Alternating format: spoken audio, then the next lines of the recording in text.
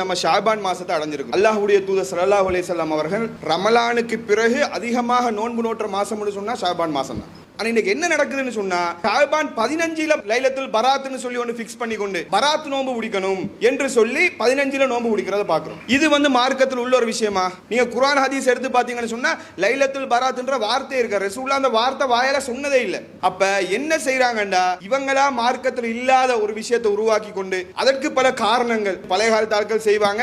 குறைந்தாலும் இன்னும் நடைமுறையில் இருக்கு. ரொட்டி சுட்டு வாழைப்பழம் வச்சு என்ன செய்வாங்க கொடுப்பாங்க. 3 யாசீன் ஓதணும்னு சொல்லி ஓதுவாங்க. என்ன காரணம்? காரணம் எல்லாம் கற்பிப்பாங்க. மறுமை நாள்ல நம்ம கஷ்டத்துல இருக்கும்போது அந்த வாழைப்பழமும் ரொட்டியும் குடம் மாதிரி நிக்குமா. ரொட்டி இப்படி வட்டமா இருக்குமா இல்லையா, வாழைப்பழம் அந்த குடையோட ஹேண்டில் மாதிரி இப்படி நமக்கு நின்று மறுமையில நிழல் தருமா. ரசூலுல்லாஹ் செய்யாத ஒரு செயலை நம்ம செஞ்சா அது பிதஅத். பிதஅத்துக்கள் எல்லாம் வழிகேடுகள் உங்களை நரகத்துல கொண்டு போய் சேர்க்கும் என்று ரசூலுல்லாஹ் எச்சரிக்கிறாங்க. நல்லது செய்ய போறோம்ன்ற பேர்ல நம்ம நரகத்துக்கு போகக்கூடிய வேலையை செய்யக்கூடாது.